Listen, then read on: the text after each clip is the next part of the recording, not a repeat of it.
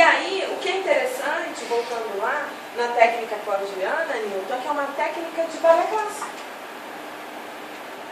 E ela é toda trabalhada de uma maneira bastante diferente, por exemplo, partindo desse princípio de empurrar o chão. Quando eu digo princípio, né, eu tenho quase certeza de que fomos todos para a ideia de fundamento, para a ideia de origem, para a ideia de uma pedra fundamental a partir da qual o edifício todo se constitui.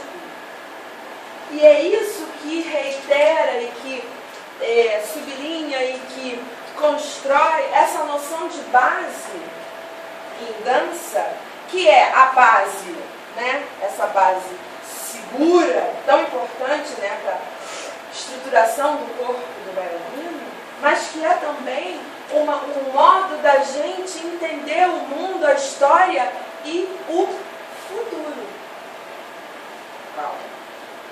Tem um filósofo super interessante que eu gosto muito de estudar, chamado Georg Agamben. E o Agamben, não faz tanto tempo assim, ele foi lançado no Brasil um livro dele, que se chama A Comunidade que Vem.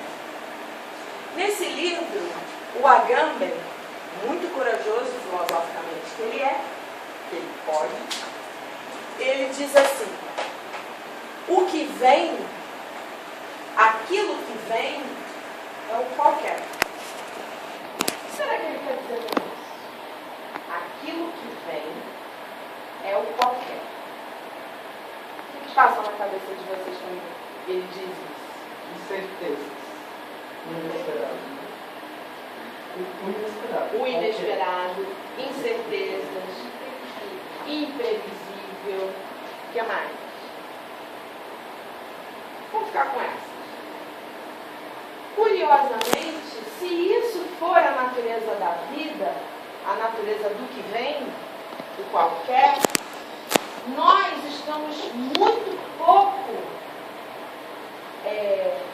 com muito pouca capacidade de adaptação em relação a essa previsibilidade. Né? Então, estamos com pouca possibilidade de abraçar o qualquer.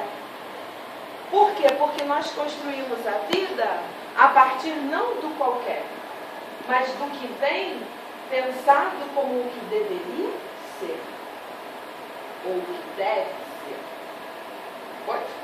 A ideia de um chão firme, de uma base segura, que é muito necessária para que as coisas possam se dar com segurança, firmeza, sobre essa base, é a noção de que o que vem não está abraçando qualquer coisa.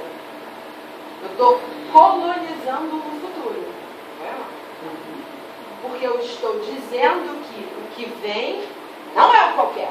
Aqui na minha sala não. Aqui na minha aula não. Aqui no meu barraco não. Aqui o que vem não é o qualquer.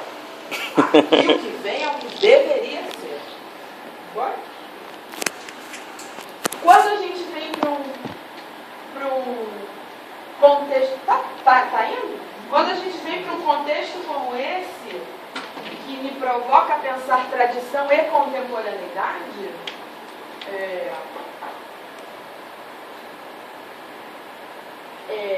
e aí acho muito bom que já tenhamos dado, infelizmente não pude estar aqui ontem, porque eu não podia abrir mão lá da aula que eu tinha que dar na faculdade, foi só um calendário Copa.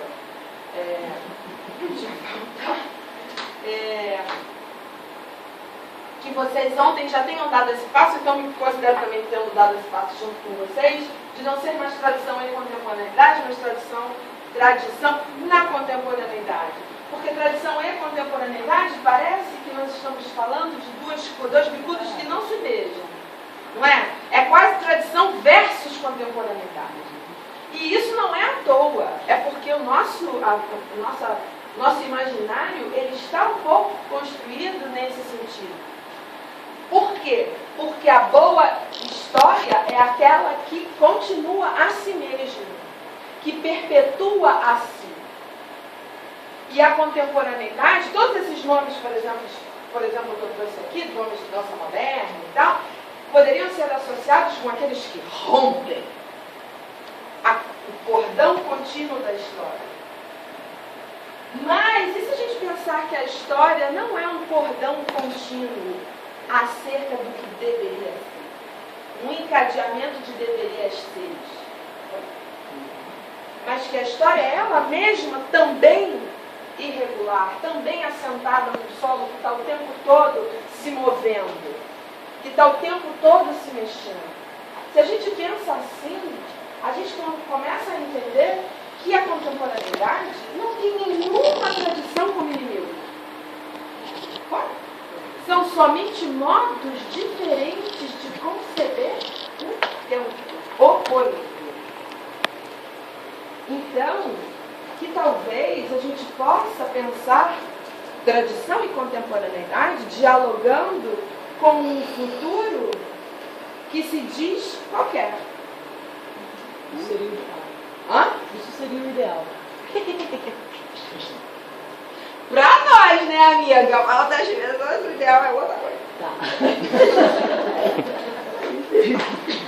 Né? Mas o que eu quero dizer é que talvez a noção de contemporaneidade ela não seja avessa à noção de tradição, se a gente entender, né, que está implicado na noção de contemporaneidade tão somente mover-se sobre esse chão atento às condições irregulares, às vezes mínimas, que o chão tem, que o chão apresenta para nós.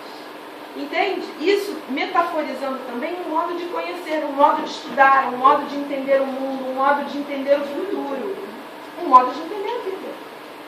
Né? Se eu vou entender a minha vida como podendo abraçar o qualquer, o imprevisível, estão conseguindo fazer a correlação com essa irregularidade do chão como, né, uma apresentação para nós de uma outra condição de existência, uma condição de existência que se adapta a todo momento, que negocia com o chão o tempo todo, que lida com ele, não o evita.